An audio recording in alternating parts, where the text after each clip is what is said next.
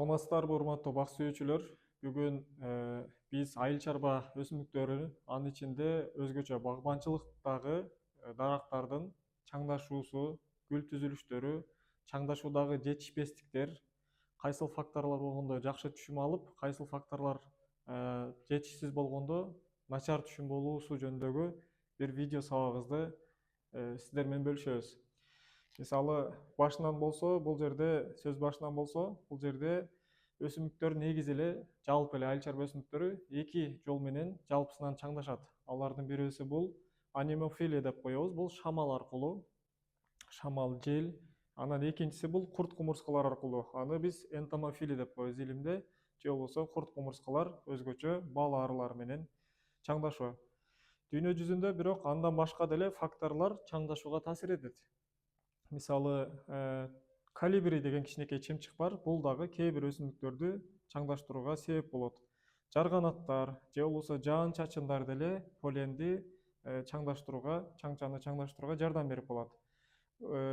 Мындан башка чаңдашуу деген эмне? Деги эле чаңдашуу деген бир өсүмдүктүн эркек органы болгон полендин же кыргызча айтканда чаңчанын ошол ургачы органы деп коебуз, стигманын үстүнө келип конуусун бул чаңдашуу деп айтабыз да. Алар негизинен эмне дедик? Бал арысы жана шамал аркылуу чаңдашат.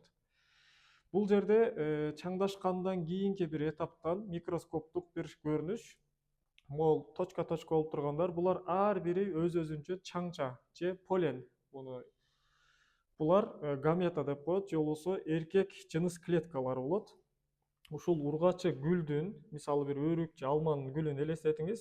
Гүлдүн ортосунда бир жашыл катмар бар, ваза формасындагы. Ошол ваза формасынын уч жагында стигма деп коебуз, учу бар. Бул жерге чаңчалар келип конгондон кийин кандай эле буудайды жерге сепсең өнүп чыкса, булар дагы дал ошондой моундай өнүп, ылдыйды көздөй уруктануу деген экинчи процесс болот да. Уруктанууда полен монтип өзүнөн бир суюктукту бөлүп чыгарат дагы, бул энзим ылдыйды көздөй бир турбочканы бир өзүнө жол, канал ачат. Эми мөмө жемиш дарактарында чаңдашуу эки түрдө дедик, көбүнчө шамал менен же курт кумурска. Бул жерде шамал менен чаңдашууга мисал катары көрсөтүп бере турган бир канча дарактын түрлөрү бар. Фундук дарагын карасаңыздар, Туркия дүйнөдө 70%-ын Туркия өндүрөт. Негизинен шоколад өндүргөндө көп колдонулуучу мөмө түрү бул. Катуу кабыктуу мөмөлөр кирет. Жана Муз доору деген мультфильмдеги баягы жаңгакты куалап жүргөн бир жаныбар бар, дал ошондой бир фундук. Кыргызстанда өсөбү? Кыргызстанда өсөт. Жалал Абадта, Ысык көлдө өстүргөн дыйкан фермерлер бар. Бирок масштабдуу формада жакшы түшүм алуу үчүн абасы нымдуу болгон аймактарды сунушталат да. Мисалы, Туркияда деле Черный море, Кара деңиздин жээгиндеги аймактарда эң сапаттуу мол түшүм алынат. Бул жерде гүлдөрүнө токтоло турган болсок, могул узун болгондор бул male, англисчеси male гүлдөр, эркек гүлдөр деген маани. Ал эми бул учу кызарып турган бул ургачы гүлү. Булар шамал менен чаңдашуучу бир түр. Экинчиси мисте. Кыргызстанда, түштүк Кыргызстанда, Бишкекте, резиденция жакта өскөн мистелерибиз бар. Бардыгы уруктан өскөн мистелер. Бул мистелер дагы эркек жана ургачы гүлдөргө ээ. Булар дагы шамал менен чаңдашат. Анан үчүнчү бир түрүбүз бул жаңгак. Кыргызстан жаңгак менен дүйнөгө таанымал. Эң чоң жаңгак токойу бизде.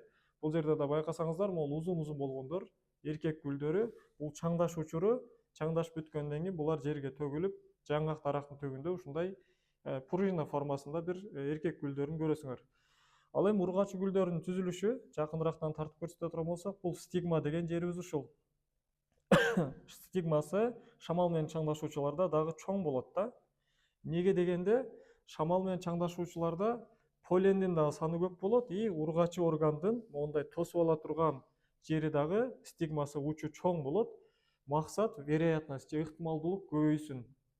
Ошол максатта бул дарактардын чаңчалары аябай көп. Мисалы, бир түп эле чоң жаңгак дарагында 20 миллионго чейин полен же болбосо чаңча болот. Анын көбүнчө сортуна жараша 5-6 миллиону жандуу жана ишке жарай турган абалда болот да. Калгандары же өлгөн болот, же ар кандай себеп менен чаңдашууга толук катыша албайт. Кийинки слайдка өтө турган болсок, бул жерде дагы шамал менен чаңдашуучу башка мөмө түрлөрү малбере деп коет. Бул тыт биз билген жалбырагынан жибек куртунан жибек кездемесин өндүрсөк, мөмөсүнөн вареньяларды, пастилалар жасаган же болбосо свежий формада жеген бир мөмө түрүбүз. Каштан Кыргызстанда көп таралган эмес. Каштанды дагы кээ бир өлкөлөр абдан кууруп мондай формада жешет. Анан курма, азыр ороз айындабыз, 2026 жыл.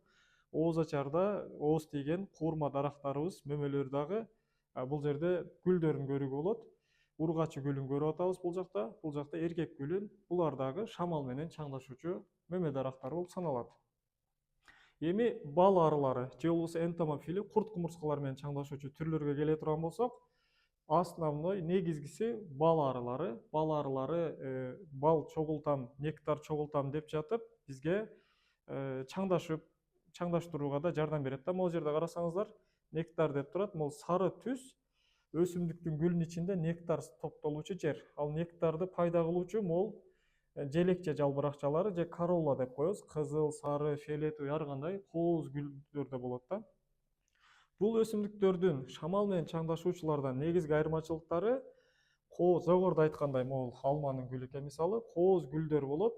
Экинчиси жыпар жыттар болот. Ушул курт кумурскаларды өзүнө чакыртыра турган. Анан үчүнчүсү бал өзү же болбосо нектары болот да. Ушул 3 себептен улам курт кумурска бул гүлдү алыстан көрөт, ал жака барып нектар чогултуп атып, могу денесиндеги жабышып калган полендер, бутунда, курсагындагылар натыйжада чаңдашууга себеп болуп калат. Улуу физик окумуштуусу Альберт Эйнштейн дагы айтып кеткен, эгерде бал арылары жок болсо, бул дүйнөдө балким жашоо 4 жылга чейин созулмак дегенде бир философиялык сөз. Ал жерде албетте Кудайдын буйругу менен болот бардык нерсе, бирок бул жерде айтайын деген ой, бал арысы жок болбосо чаңдашуу ишке ашпайт көпчүлүк өсүмдүк түрлөрүндө. Биз билген алма, өрүк, шабдалы, шерингилас, нектарин, вишня, толтура түрлөр негизинен ары менен чаңдашат да. Алар чаңдашып уруктанбаса, мөмө дагы болбойт, урук дагы болбой, өсүмдүктөрдүн келечек мууну же балдары болбой калышы мүмкүн деген маанини камтып атат бул сөз. Бул жерде дагы мисалы дүйнөдөгү кээ бир өлкөлөрдөгү чаңдаштыруучу арылардын түрлөрү. Биз бул жерде дагы курт кумурскалардан башка көрүнүштөр турат. Арылардын эле баардыгы окшош көрүнгөнү менен булар дагы илимде бир канча түрлөрү бар. Бомбус деген арылар бар, мисалы азыр алдыдагы айтабыз. Апис mellifera деп основной бал арылары ушул түргө кирет. Бир ящикте эле мисалы 70.000 даана бал ары болот да. Алар дагы могул сүрөттө айтпай кетипмин. Ханыш ары, анан дрон ары жана жумушчу ары болуп 3кө бөлүнөт. Жумушчу арылар негизги массаны түзөт. Ханыш ары бир ящикте бир өлө болот. Ошол болгондугу үчүн бул негизги максаты жумуртка тууйт да. Күнүнө 2000ден сезон мезгилинде жумуртка таштайт. Булар жумушчу арыларды тууп көбөйтөт ханыш ары. Буну коргошот, азыктандырат, бүт шамалдатып, бул ханыш арыны коргоп карашат. Дрон болсо эрте менен эрте учат дагы, күн чыгып баштаганда кайсыл локацияда, кайсыл аймакта, канча аянтта гүл бар, канча нектар бар, божомолду сүрөткө тартып, локациясын биз WhatsApp'тан жибергендей кылып туруп, бул жумушчу арыларга жеткирип берет. Ал данныйлар аркылуу жумушчулар эртеден кечке гүлдөргө конуп нектар чогултат да. Андан башка бул жерде алмурут, кара өрүк, өрүк, сымал биздин Кыргызстанда өскөн жалпы эле мөмө жемиш дарактарынын 80% ушул ары менен чаңдашуучу түрлөргө кирет. Кийинки слайдыбыз дарактарда жыныстардын таралуусу. Билесиздер, бул кызыл болуп ылдыйга болуп аткан знак ургачынын знагы, ургачы же аял же болбосо ургачы. Ал эми бул эркектин знагы. Мисалы жалпы эле айыл чарба өсүмдүктөрүн карап көрсөк, буудайдан баштап алмага чейин баардыгы 3 түрдүү жыныска ээ. Алардын гүлдөрү же гермафродит деп коебуз, толук гүлгө ээ болот. Ал кандай болот? Бир эле гүлдө эркек жана ургачы органдары толук болот да. Ал эми моноик деген дагы бир түрлөрүбүз бар. Мисалы буга жаңгак, жүгөрү кирет.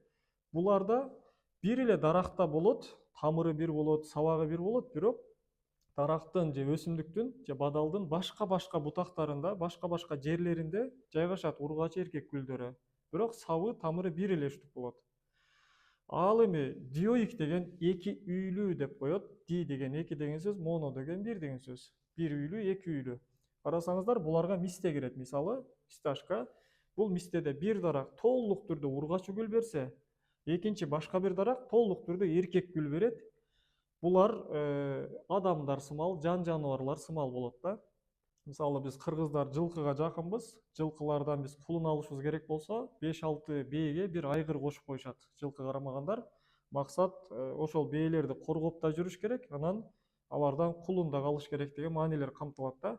Дал ошондой, мисалы, мисте дарактарда 8 дарактан 11 даракка чейин бир дана эркек даракты чаңдаштыруучу катары колдонулат. Араларына отургузулат да, мол түшүм алыш үчүн. Бул жерде гүлдүн түзүлүшүн дагы кыскача карап кете турган болсок, бул учундагы стигма деген жерибиз, полендер, чаңчалар ушул жерге келип конот. Мына жакындан көрүнүштөрү, могу тоголоктор, көз менен араң-араң көрүлгөн чаңчалар. Булар ылдыйды көздөй өнүп, бул жерде мөмө түрүнө жараша ар кандай уруктар, данектин саны болот. Мисалы, алмада 10 дана урук болсо, өрүктө бир эле дана. Ал эми анарда 1000 же 1000ден ашуун урук дагы болушу мүмкүн. Инжирде, дарбызда элестетиңиздер, ошол ар бир урук же данек ар бири бөлөк-бөлөк башка-башка чаңчалар менен чаңдашып пайда болот. Ошондуктан урук менен көбөйткөндө көбүнчө өзүндөй өсүмдүк чыкпайт да. Бул көбүнчө мөмө жемиш дарактарында көп байкалат. Мисалы, алманы, бир эле алманы жедиңиз, сары алманы, анын данегинен 10 данегин кургатып сепсеңиз, 10 өсүмдүк чыкса, онунун бирөөсү кызыл мөмө берип калышы мүмкүн. Бирөөсү жашыл, бирөөсү сары, бирөөсү эрте бышып, бирөөсү кеч бышып калышы мүмкүн. Себеби анын гендери өзгөрүп кетет да. Ал эми анда Медербек, анда эмне үчүн жашылчалар, помидор, бадыраң, дарбыз, коон же болбосо тал өсүмдүктөрүнөн жүгөрү буудайларды биз үрөөн менен көбөйтөбүз? Алардын генетикалык жагынан гомозигот деп коебуз. Гендери окшош болгондуктан көп өзгөрбөйт, жыныстык жол менен көбөйсө дагы. Ал эми дарактар гетерозигот деп коебуз. Гендери ар түрдүү болот, доминант ресессивдери көп болот. Экинчиси, көбүнчөсү өзү менен өзү чаңдаша албай, башка шамал менен, башка дарактар менен, башка сорт менен чаңдашкандыктан, аларда гендердин ар түрдүүлүгү дагы көп болот жана уруктан чыккан өсүмдүк бири-бирине окшош постуктар аябай көп көрүлөт да. Кийинки слайдка жылдыра берели. Бул жерде жаңы эле айткан, мисалы, тал өсүмдүктөрүнүн жүгөрүнү карап көрөлү. Бул жерде эркек органдары, баягы, ал эми бул биз кукуруза деп коебуз, мөмөсүн жеген жагыбыз, бул ургач органы. Ушул жака шамал менен чаңчасы түшүп, чаңдашса, жакшы мөмө байлайт да.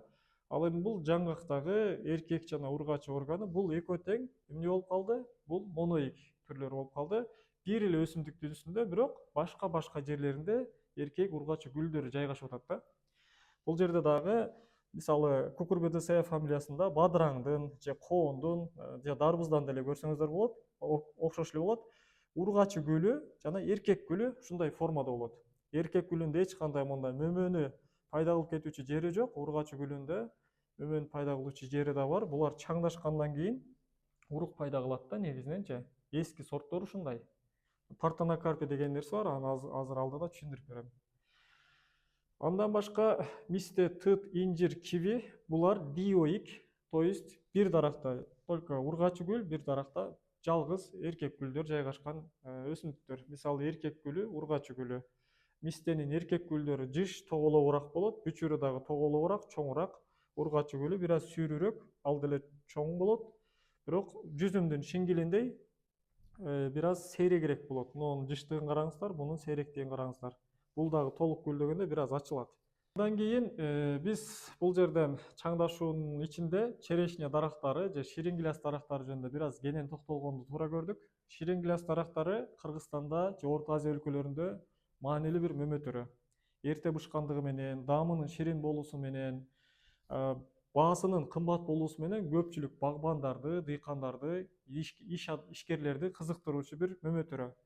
Бирок көбүнчө мен өзүм практикаман деле көрөм. Ош областында, мисалы, Кайрагач деген, Кара Суу районуна караштуу Кайрагач деген айылдын жанында 10 гектар бак бар. Отургузганына 12-13 жыл болду. Ал жакта дагы деле толук түшүм ала албай жатышат да. Аябагандай сонун гүлдөйт дарак, бирок 1 же 2 килограммдан түшүм берет. Бунун себеби чаңдашуу болуп атат, бирок уруктануу боло албай жатат да. Ошого таасир эткен бир канча себептер бар. Анын башында бул дал келбестик же шайкешсиздик деп коебуз. Мисалы адамдар деле үй бүлө курганда эки жуп характер жагынан бири бирине окшош болбойт да көбүнчө. Бирөөсү сабырдуу болсо, бирөөсү шашма болот. Бирөөсү чечкиндүү болсо, бирөөсү чечкинсиз болот. Дал ошондой бул өсүмдүк дагы жыныстык жол менен көбөйүп атат, чаңдашуу, уруктануу деген сөздөр. Бул учурда кээ бир өсүмдүктөрдө ушундай дал келбестик болуп калат. Мисалы ушул черешнянын өзүнүн сорту менен анын өзү өндүргөн чаңчасынын S деген номердеги аллелдери, гендери окшош номерде болуп калса, чаңдашпайт да. Мен туура эмес сүрөттү көрсөтөм, могу жерге карасаңыздар. Мына S1, S2, S1, S2 болуп атат. Буларда чаңдашуу жүрбөйт. Себеби дегенде магнит сымалда, магнит деле плюс менен плюс түртүлүп атат, жабышпай атат. Минус менен минус дагы түртүлүп атат. Ал эми плюс менен минус жабышып тартылып аткандай, окшош болсо чаңдаш уруктанбайт. Ал эми башкача номерге ээ болсо, ал полен менен сенин основной сортуң ошол учурда мол түшүм алабыз да. Бул поленди кайсы өсүмдүк пайда кылат? Кайра эле өзү пайда кылып атпайбы? Ошол үчүн көпчүлүк сорттору өзүн өзү чаңдаштыра албайт. Башка бир чаңдаштыруучу же орусча айтканда опылитель сорт кошо отурулушубуз керек да. Анын полендери башкача номерде болот, бунуку башкача, натыйжада чаңдашып мол түшүм берет. Бул дал келбестик аябай чоң мааниге ээ. Мындай азыр теориялык маалымат деп кээ бириңиздер эме болуп аткан болушуңуздар мүмкүн. Ушунун айынан 15 жылдан бери 5 гектар, 10 гектар жерлеринен бир портер дагы түшүм ала албаган 3 ишкерди тааныйм Кыргызстанда. 3 чоң ишкер. Бирөөсүнүн 5 гектар ширингилес багы бар, бирөөсүнүкү 12 гектар, дагы бирөөсүнүкү 10 гектардын тегереги. Булар аттуу баштуу, акчалуу эле кишилер, бирок маалыматтын туура эместигинен, жетишсиздигинен түшүм ала албай жатышат. Болбосо ал жактан 3, 4, 5 фура түшүм алып туруш керек ар жыл сайынчы. 100 тонна, 50 тонна түшүм ала турган жерден 1 тонна, 2 тонна алып атат. Аны дагы түшүм жыйнагандарга таратат. Себеби ар жерде болгондо түшүмдү жыйнаш дагы кыйын болот, жумушчуга дагы кыйын. Бул жерде эки түрү бар бунун, гаметофитик жана гаметофитик, анан спорофитик деп экиге бөлүнөт. Мындайча айтканда, жалпак тил менен айтсак, гаметофитик деген бул эне өсүмдүк чечүүчү ролду ойнойт. Ал эми спорофитикте полендер рол ойнойт. Ушулар чечүүчү рол ойнойт. Бирок экөөндө тең логика окшош эле. Жанагындай номери окшош болсо чаңдашуу жүрбөйт. Номери башка болсо толук чаңдашат, мол түшүм, монда сүрөттөгүдөй мол түшүм алууга болот. Бир чоң ширингилес дарагы 30, 40, 50 килограммга чейин жакшы түшүм берет да. Мындай жакшы буталып, азыктандырылып, жакшы чаңдашып каралса. Андан кийинки бул мөмө жемиш дарактарында кысырлык. Жан жаныбарларда болгондой эле кысырлык өсүмдүктөрдө дагы бар. Бул жалпысынан экиге бөлүп кароого болот. Бирөөсү орган деңгээлинде чоңураак болгон кысырлык, эркекчи ургач органы толук өрчүбөй калышы мүмкүн. Экинчиси гамета же болбосо клеткалык деңгээлде кичинекей бир начар өрчүп калуусу дагы бул жакшы чаңдашып мөмө берүүгө терс таасирин берет да. Аз мөмө берип калат бул учурда дагы. Орган жагынан эгер эркек органдары жетилбей калса, эркек кысырлык деп коет. Булар көбүнчө савиздерде көп көрүлөт. Савизде гибрид сорт чыгарууда бул аябай кандай бир пайдалуу нерсе да. Мисалы кастрация деп коет, баягы эмаскуляция деп коет. Эркек органдары жул чыгат сорт чыгарууда. Антип отурбайт, бул эркек кысырлыктарды өздөрү оңой жол менен чаңдаштырып кетишет да. Ургач кысырлыгы деле ошонун тескериси. Бул жакта генетикалык жактан цитологиялык кысырлык, анан физиологиялык экиге бөлүп кароого болот. Физиологиялык бул адамдар тарабынан эгер туура багылып, туура буталып, азыктандырып, жакшы суу берсе, оңдолуп кете турган кысырлык. Мисалы бор элементин жакшы берсеңиз, фосфорду жетиштүү берсеңиз, азотту жетиштүү берсеңиз, ал клеткалар жакшы өрчүйт, толук өрчүйт, полендери күчтүү болот. Жыныс клеткалары жакшы өрчөгөндүктөн жакшы чаңдашат, мол түшүм берүүгө, азыктандыруу, суугарууга таасир этет. Бул физиологиялык кысырлык. Ал эми цитологиялык кысырлык бул адамдын колунан келбейт. Бул мындайча айтканда генетикалык жактан айталы гендери так сан болуп калганда. Мисалы адам 23 жуп хромосомага ээ, башкача айтканда ата тараптан 23, эне тараптан 23 болуп 46 хромосомага ээ. 46 деген сан бул жуп деген сан. Кээ бир өсүмдүктөрдө так болуп калат. Мисалы 15, 23 же болбосо 39, ар кандай так сан аны экиге бөлгөндө бирөөсүндө көбүрөөк хромосома, бирөөсүндө азыраак болуп калат дагы, натыйжада жакшы бир көрүнүш чыкпайт да. Мисалы могу жердегидей карасаңыздар, бирөөсүндө 3, бирөөсүндө 1 болуп калып атат. Бул клеткалар бөлүнүп атканда бирөөндө көбүрөөк, бирөөндө ашчы болуп, бул дагы жакшы чаңдашпай калууга алып келет. Ошондуктан чаңдаштыруучу сорт көбүнчө диплоид же болбосо хромосомасы жуп санга ээ болуш керек. Ал 2 болушу мүмкүн, 200, 300 болушу мүмкүн хромосома. Негизги нерсе жуп болуш керек. Мисалы Golden Delicious же болбосо Драгона желтый, бул экөө тең жуп хромосомага ээ жана чаңчаны көп чыгаргандыктан, суукка чыдамдуу болгондуктан, узун мөөнөт гүлдөгөндүктөн ширин гилястарда жана алмаларда чаңдаштырууда көп колдонула турган сорттор болуп саналат. Бул сүрөт жөнүндө кыскача айта кетели. Бул жерде стерил деген бул кысыр болгон гүлдөн көрүп атабыз. Цитрусовыйларда бул фертиль, чаң органдары толук. Бул жакта дагы башка бир илимий сүрөттөр, макалалардан стерил, бул органдары жакшы өрчүбөй калган, фертиль. Могул жакта карасаңыздар, могул ортодогу 2 орган тең, эркек органдары аталык, анан ургач органдары толук өрчүгөн, сонун. Ошол эле өсүмдүктүн ургач органы өрчүп, эркек органдары кысыр болуп калган, же болбосо тескерисинен эркек органдары өрчүп, ургач органы өрчүбөй калган көрүнүштү көрүүгө болот. Бир аз тунук чыкпай калыптыр. Андан кийинки бул чаңдашуунун жетишсиздиги боюнча маалымат. Чаңдашуу болуп, бирок толук болбой калган учурда мөмөлөрдө деформация болот. Кыйшык мөмөлөр болот. Мына сүрөттө карасаңыздар, алманы тең ортосунан кессең, могул жакта 5 дана уяча болот. Бул уячанын ар биринде 2ден урук болот, толук чаңдашса. Могул жактагы 3 уяча толук чаңдашып, 2ден 6 урук болуп, бул жагындагылар чаңдаша албай калганда мөмө кыйшык болот. Могул сүрөттөгүдөй бир жагына кыйшыган болот. Буну сортировкалаганда баасы 10 сом болгон сокторго иштетилип турган мөмө болуп калат да. Ал эми экспортко 100 сомдон 1 доллар, 1,5 доллардан сатылуучу мөмөлөр бардык тарабы толук өрчүгөн болуш керек. Ал үчүн жакшы чаңдашуш керек да.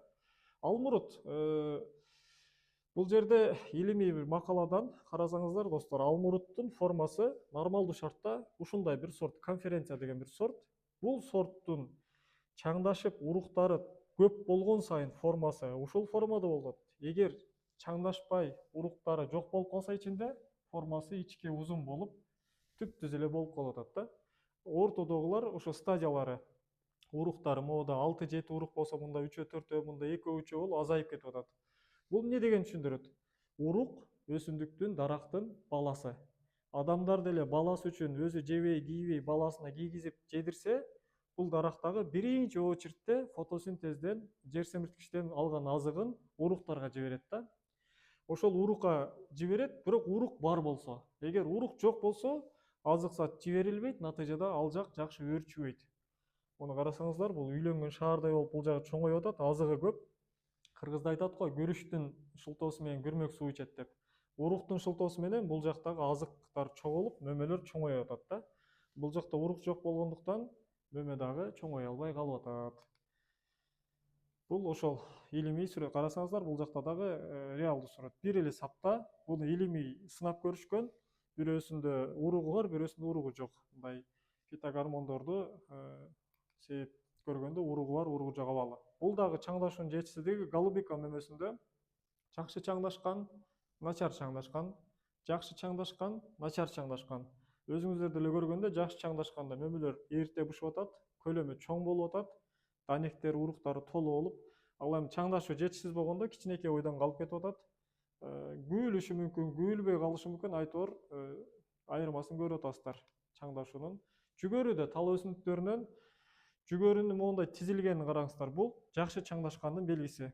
Ал эми могул кээ бирлери баягы жок болуп калган, даамдары жок болуп калган жерлери, ушул жерлерде чаңдашуу жүрбөй калган да. Ошол үчүн урук жок, дан жок. Пулпунайдын могу сыртындагы точкалар, бул акен деп коет англисче, булар уруктар. Бул кулпунайдагы көп урукка ээ бир мөмө. Мисалы, бир эле кулпунайда жүздөгөн урук болот да. Булардын баардыгы толук чаңдашса, формалары кооз бир көрүнүшкө ээ болот. Ал эми жетишсиз чаңдашуу болгондо ушундай деформация болуп, кыйшык бир ар кандай бир жагымсыз көрүнүштөр болот дагы. Буларды биз сатууда сата албайбыз, кымбат баага сата албайбыз. Бул дагы бүлдүркөн, ежевика бүлдүркөндөгү жетишсиз чаңдашуудан кээ бир мөмөлөр жакшы өрчүп, кээ бир мөмө бөлүктөрү өрчүбөй калганын көрүнүшү. Андан башка чаңдашып уруктанууга таасир эткен бул жерде 4 фактор бар. Буларды бир аз тездетем, себеби жазуулар көбүрөөк. Негизинен экологиялык, агротехникалык, гүлдүн түзүлүшү жана убакыт фактор деп 4кө бөлүп карайбыз. Экологиялык ич-чара бир канчага бөлүнөт. Алардын бириси температура, аба ынымдуулугу, жаан-чачын, шамал, ультра кызыл көк нурлар. Температура бул аябай маанилүү нерсе. Ысык жана муздак болуп кеткендегисин бөлүп карап койдум. Өзүңүздөр шашпай окусаңыздар болот. Жалпысынан чаңдашып аткан эрте жаз мезгилинде аябай муздак болуп кетсе дагы, аябай ысык болуп кетсе дагы терс таасир берет. Мисалы муздакта метаболизма жайлап, өсүмдүктүн кыймылдары жай болот, полендер жакшы жарылып албайт, түп баягы өнүүсү турбасы жакшы пайда болбойт. Курт кумурскалар уча албайт, мисалы карасаңыздар, бал арылары +12ден ылдыйга иштей албайт да. Бирок бизге күнөсканада өрүк өстүрсөк, жүзүм өстүрсөк, ширин гиляс өстүрсөк Кытайдагыдай кылып, анда бизге бамбус арылары жардамга келет. Туркияда мисалы өрүк өстүрүшөт күнөсканада. Бамбус арылары +5 градуска чейин иштей берет. Күнөсканада мөмө же жашылча өндүрүүдө чаңдашуу керек болуп калса ал түргө, анда бамбус арысын колдонсоңуздар болот.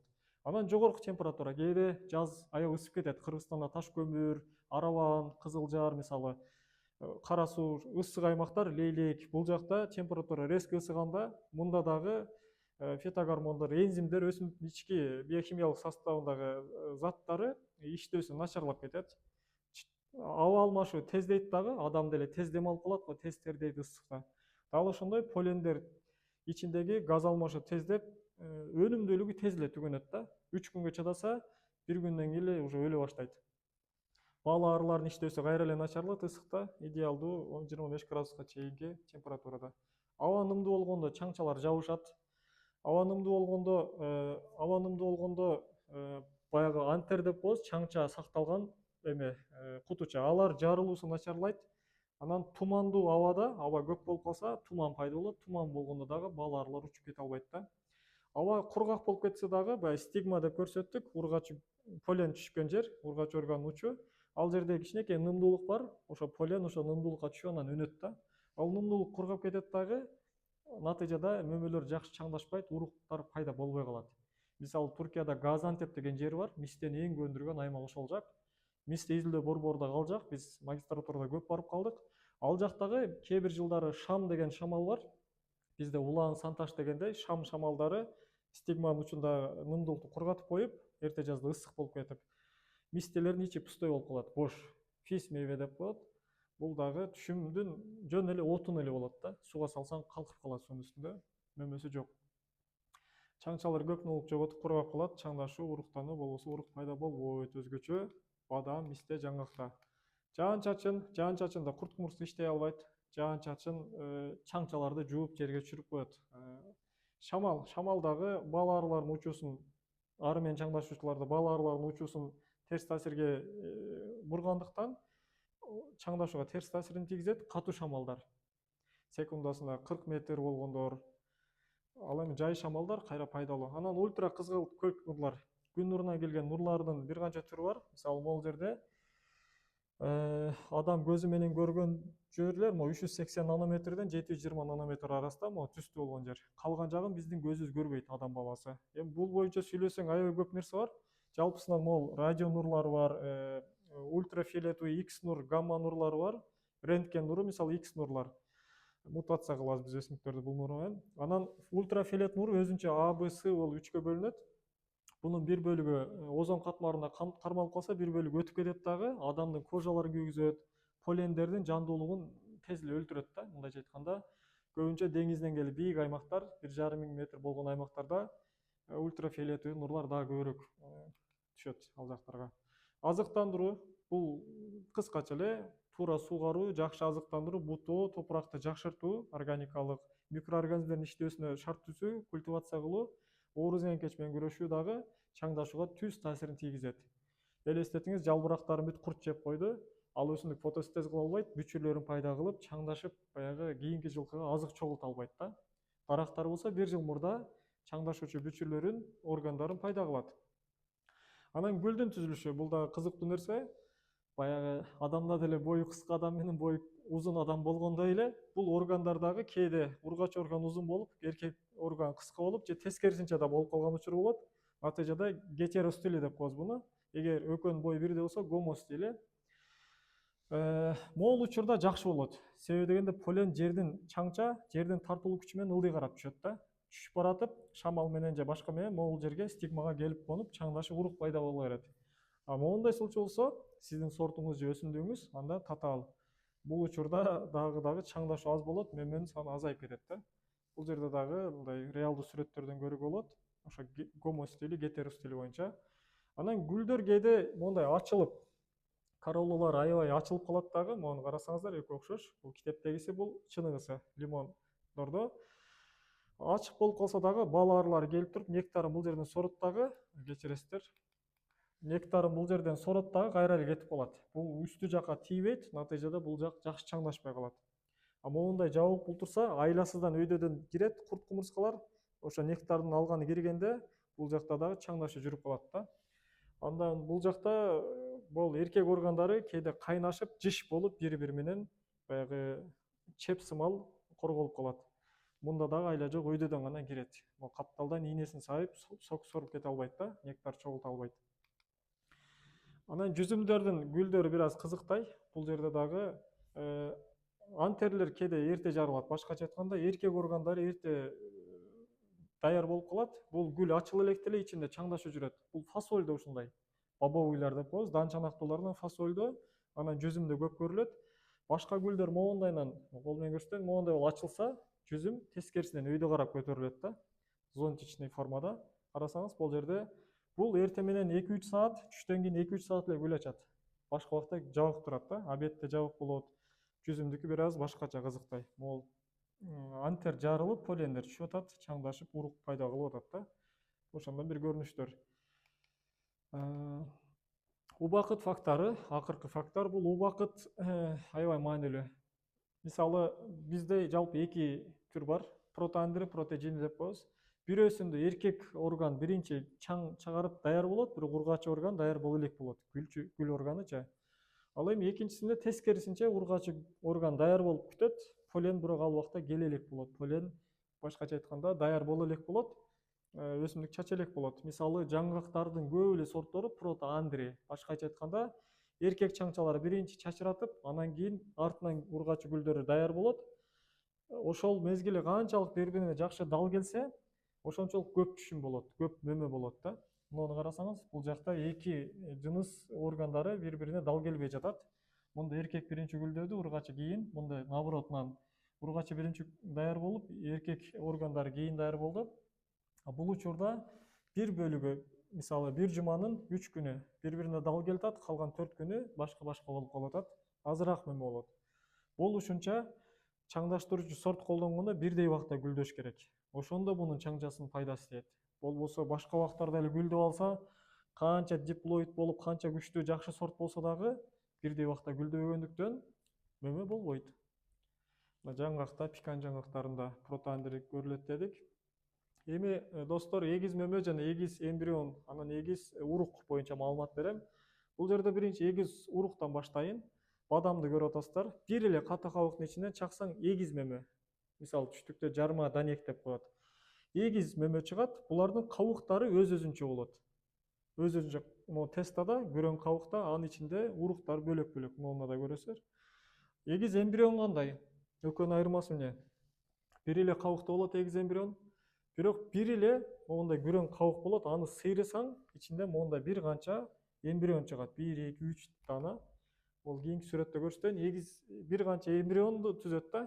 Бир эле 2-3 болушу мүмкүн эмес, 4, 5, 6га чейин болушу мүмкүн. Могу сегментте карасаңыз, мына 1, 2, 3 дана өсүмдүк пайда болот. Булардын баардыгы бири-бирине окшошпойт. А могул эгиз урукта деле могул экөөнү жерге отургузсаң, экөө бири-бирине окшошпойт да. Гендери башкача булардын. Башка-башка полен менен чаңдашты. Башка өсүмдүктөр пайда болот. Фасольдордо мына полиэмбриону деп коебуз, көп эмбрион, 1, 2, 3, 4, 5 эмбрион. Бул жакта дагы башка цитрус, лимондун бир түрлөрүндө бир канча эмбриондун көрүнүшү. Мисалы, мына жерде карасаңыздар, моноэмбриону бир дана уруктан бир эле өсүмдүк чыгып атат. Полиэмбриондо бир дана уруктан 1, 2, 3, 4, 5. 4-5 дана көчөт пайда болуп атат да. Бир эле данекте көп эмбрион болуп калса, ар бири өз-өзүнчө өсүмдүк пайда кыла алат. Эгиз мөмөгө келдик. Эгиз мөмө бул экологиядан болот, генден эмес. Кээ бир сорттор албетте бир аз көбүрөөк эгиз мөмө пайда кылат, бирок основной бул жерде экология. Мөмө бүчүрлөрү жай мезгилинде пайда болот, июнь айларында. Июнь айларында температура кокусунан резко ысып кеткенде, бул жерде мөмө бүчүрүнүн ичинде бир эмес, бир канча примордиум пайда болот. Ал кийинки жылы өөрчүп, бир канча мөмөнү пайда кылып коет. Алар эгиз мөмөнү пайда кылат. Бадамда, ширин гиляста көрүнүштөрүн көрүп атасыздар. Бул экспортто же мөмө өндүрүүдө кааланбаган учур. Буну максималдуу жок кылыш керек. Ошол үчүн аябагандай ысык аймактарга биз ширин гилясты сунуштабайбыз. Болбосо үстүнө тор тартууну сунуштайбыз, каолин чачууну сунуштайбыз салкындатыш үчүн. Айтор температура аябай ысып кетсе, эгиз мөмөнүн пайызы кийинки жылы көбөйөт да. Алмаларды эгиз мөмө карасаңыздар, бул дагы экологиядан резко ысып муздагандан негизинен ошол нерседен болот. Чаңдашууга тиешеси жок.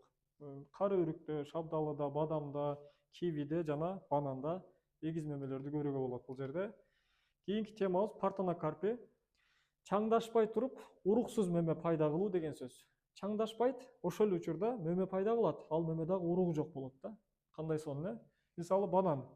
Бананды биз баардыгыбыз эле жеген банандардын уругу жок болот. Бирок Африка өлкөлөрүндө табигый өскөн түрлөрү, уруктары болот, мына сүрөттөгүдөй. Бир аз жакындан тартып койсок болот эгер. Уругу бар эме банан, уругу жок банан. Уругу бар ананас, уругу жок ананас. Алмуруттагы кээ бир партенокарпик сорттор, алмадагы сорттор, азыр алмага да токтолобуз. Сатсума деген мандарин бар сорт. Сатсума сорту данексиз, уруксуз бир сорт. Бул дагы партенокарпик бир сорт. Жүзүмдүн көпчүлүгү кишмиш деп коет биздин Кыргызстанда. Данексиз сорттордун баарын кишмиш дей беришет. Негизинен данексиз сорттордун дагы өзүнүн аттары бар. Crimson Seedless мисалы, данексиз Crimson сорту. Же болсо Red Globe, данектүү Red Globe сорту. Данек болгондугу үчүн азык көп келет, азык болгон үчүн мөмө чоңураак болот, табигый. Данек болбосо мөмө бир аз кичирээк болот, бирок гибереллинге окшогон фитогормондор менен мөмөнү дагы бир аз чоңойтса болот. Же шакек же билезик алуу ыкмалары менен. Жашылчаларда данеги жок помидор данеги бар. Данеги жок ашкабак, баклажан, кабачок, бадыраңдын көп эле сорттору партенокарпик. Ошол үчүн күнөсканада бадыраң өстүргөндө бамбус ары койбосоңор деле чаңдашып, то есть чаңдашууга муктаждык жок да буларгачы. Чаңдашпаса деле мөмө бере берет, бирок уруктары деле болбойт. Андан урук ала албайсыз. F1 гибрид аласыз, партенокарпический болсо чаңдашууга шарт эмес. Дарбыздарда кээ бир сорттору уругу жок, жакшы да мондай данекти чогултуп дасторконго коюп кыйналбай, данексиз жеген деле кээде жакшы. Бирок жакшы жактары ушундай болуп атат, данеги жок болуп атат. Анан күнөсканада суук учурда чаңдашууга независимый болуп, бал арыларга көз каранды болбой жакшы мөмө алып атабыз, көп түшүм алып атабыз. Бирок жаман жагы разнообразие, башкача айтканда ар түрдүүлүк, био ар түрдүүлүк жоголуп кетет. Чаңдашкан сайын түрдүү жаңы сорттор, жаңы түрлөр пайда болот, гендери өзгөрөт. Ал нерсеге зыяны болуп калат. Анан кээ бир өсүмдүктөр урук менен арзан көбөйтүлөт. Жүгөрүгө окшогон, буудайга окшогон. Аларда эгер партенокарпик болсо, кыйын болуп калат да мындай көбөйтүш. Бул жерде мөмөлөрдүн түрлөрү алма, банан, бадыраң, баклажан мисалы, жүзүм. Алардын сорттору бул жакыныраактан тартып коелу. Алманын Spencer Seedless сорту, Wellington Bloomless деген сорт, Rhea Amy деген сорттор же Vixon деген сорттор табигый партенокарпик. Мындайча айтканда, бул сорттон сиз өстүрсөңүз данеги жок болот деген сөз. Эми алмада данек көп деле маанилүү эмес, бирок бананга окшогон, дарбызга окшогон түрлөрдө данексиз болсо жакшыраак болот да. Ушул менен бүгүнкү сабагыбыз аягына келип жетти. Кийинки сабактарда убакыттын жетишине карап дагы пайдалуу, кызыктуу, керектүү маалыматтарды бөлүшкөнгө аракет кылабыз. Сиздер менен мен доктор Медербек Жаганбаев болдум. Чоң рахмат.